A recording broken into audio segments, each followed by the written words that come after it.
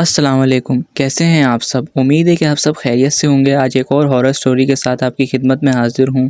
کہانی میں آگے بڑھنے سے پہلے جنہوں نے میرا چینل ابھی تک سبسکرائب نہیں کیا وہ جا کر میرے چینل کو سبسکرائب کر لیں اور ساتھ ساتھ بیل آئیکن کو بھی دبا دیں تاکہ میری آنے والی ہر ایک ہارر سٹوری اور ہر ایک سچی کہانی آپ تک پہنچ سکے۔ تو چلتے ہیں سچی کہانی کی طرف۔ یہ 2001 کا واقعہ ہے جو ہمارے بھائی وحاج نے اپنے بچپن کا واقعہ ہمارے ساتھ شیئر کیا ہے۔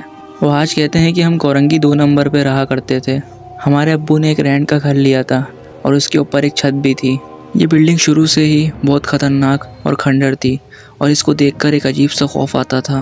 وحاج کہتے ہیں کہ ایک دن میں رات کو دیر سے گھر پر واپس آیا۔ میں سیڑھیاں چڑھ ہی رہا تھا۔ یہ تقریباً 1:30 بجے کا ٹائم تھا اور سردیوں کی رات تھی۔ سردیوں پر تو ویسے ہی روڈ پر جلدی سناٹا ہو جاتا ہے اور ہماری بلڈنگ ایک خطرناک علاقے میں تھی۔ میں سیڑھیوں سے اوپر چڑھ رہا تھا کہ میں نے دیکھا کہ آس پاس جانوروں کی اور کتے کے بھونکنے کی عجیب سی آوازیں آنے لگیں، جس کے مارے میں خوف زدہ ہو گیا۔ مجھے امی ویسے ہی ڈرایا کرتی تھی کہ بیٹی جلدی گھر پر آیا کرو ورنہ یہ چڑیلیں اور بری چیزیں تمہیں پکڑ لیں گی، جس کے مارے میرے دل میں بہت خوف بیٹھا ہوا تھا۔ میں نے اگنور کیا اور میں سیڑھیاں چڑھتا گیا، لیکن یہ جانوروں کی آوازیں اور کتے کے بھونکنے کی آوازیں اور تیز ہونے لگیں اور ایسا لگ رہا تھا کہ میرے آس پاس ہیں۔ میں پہلے فلور کی سیڑھی سے دوسرے فلور کی سیڑھی تک جا ہی رہا تھا کہ مجھے ایک اچانک سامنے ایک لمبے بال والی عورت نظر آئی۔ اس کے دانت لمبے لمبے، اس کے پیر الٹے اور یہ دلہن کے لباس میں تھی اور اشارے سے مجھے اپنی طرف بلا رہی تھی۔ یہ سب دیکھ کر میں بہت خوف زدہ ہو گیا اور میں نے نیچے واپس بھاگنا چاہا، لیکن میں بھاگ نہیں پایا۔ میرے پیر کسی چیز نے ایسے جکڑ لیے تھے کہ وہ اپنی جگہ سے ہل ہی نہیں رہے تھے اور میں ویسے ہی بہت خوف زدہ ہو گیا تھا یہ چیز کو دیکھ کر۔ میں نے چلانے کے لیے حلق سے آواز نکالی، لیکن میرے حلق سے آواز ہی نہیں نکل رہی تھی۔ میں اس ٹائم پر ایسا خوف زدہ ہو گیا تھا کہ مجھے کچھ سمجھ نہیں آ رہا تھا۔ ایسا لگ رہا تھا کہ غیر مرئی مخلوق مجھ پر پوری طرح سے حاوی ہو گئی ہے۔ میں نے اللہ کا کلام کا ذکر دل میں کرنا شروع کر دیا اور چاروں کل اور آیت الکرسی پڑھنا شروع کر دی، جس سے وہ چیز غائب ہو گئی اور میں واپس نیچے کی طرف بھاگ گیا۔ مجھ میں اتنی ہمت بھی نہیں تھی کہ میں 5 فلور چڑھ کر اوپر اپنے گھر جا سکوں۔ میں نے یہ رات باہر روڈ پر گزاری جیسے تیسے کر میں مسلسل اللہ کا کلام پڑھ رہا تھا اور چاروں کل اور کلمے مسلسل پڑھ رہا تھا۔ آخرکار صبح ہوئی اور میں نے یہ سارا ماجرا اپنی امی اور اپنے ابو کو بتایا، لیکن انہوں نے میری بات کا یقین نہیں کیا۔ اب میں نے نیچے آنا جانا بھی بند کر دیا تھا۔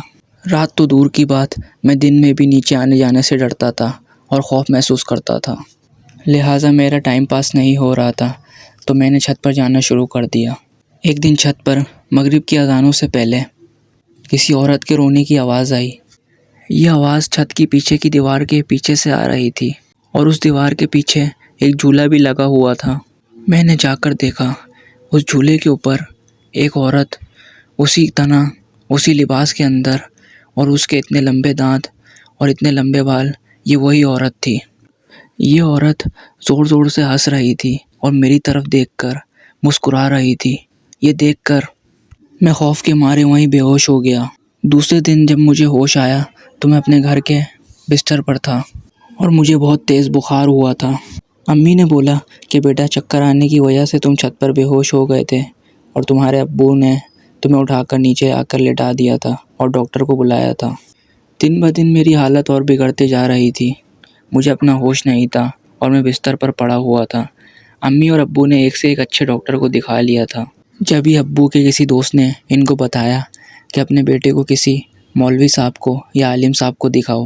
ان کے کہنے پر میرے ابو مولوی صاحب کو گھر پر لے کر آئے اور مولوی صاحب نے سب کچھ سمجھ گئے اور سب کچھ میرے ابو کو بتا دیا، جس پر مولوی صاحب نے میرے ابو کو بولا کہ اس پر ایک غیر مرئی مخلوق حاوی ہوئی تھی۔ اب فکر کرنے کی کوئی بات نہیں، میں نے اللہ کے بابرکت کلام سے اس پر دم کر دیا ہے۔ اس کے بعد سے میری طبیعت بھی سنبھلنا شروع ہو گئی اور امی اور ابو نے وہ گھر بھی چھوڑ دیا اور اب ہم کہیں اور رہتے ہیں۔ اس واقعے کو گزرے ہوئے 23 سال گزر چکے ہیں اور آج بھی یہ واقعہ مجھے اس طرح یاد ہے کہ میں اس کو بھول ہی نہیں سکتا۔ یہ میری لائف پر گزرا سب سے خطرناک اور سچا واقعہ تھا۔ تو یہ تھا آج کا سچا واقعہ جو ہمارے بھائی نے اپنا سچا واقعہ ہمارے ساتھ شیئر کیا۔ ایسے مزید واقعات کو سننے کے لیے ہمارے چینل کو ضرور سبسکرائب کریں اور ساتھ ساتھ بیل آئیکن کو بھی دبا دیں تاکہ میری آنے والی ہر ایک ہارر سٹوری، ہر ایک سچی کہانی آپ تک پہنچ سکے۔ اپنا بہت سارا خیال رکھیں، دعاؤں میں یاد رکھیں۔ جب تک کے لیے اللہ حافظ۔